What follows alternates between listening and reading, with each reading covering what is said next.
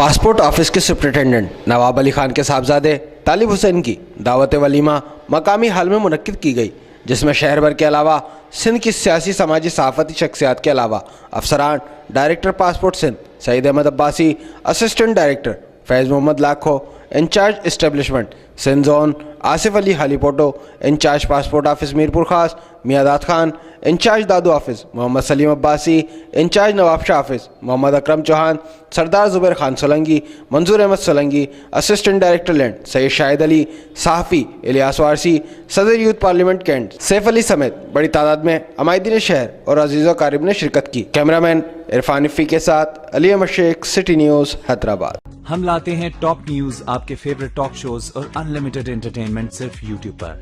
अगर आपने अभी तक हमारा चैनल सब्सक्राइब नहीं किया तो अभी सब्सक्राइब करें और बेल आइकॉन को क्लिक करके हमारी लेटेस्ट वीडियोस के बारे में अपडेट जानें।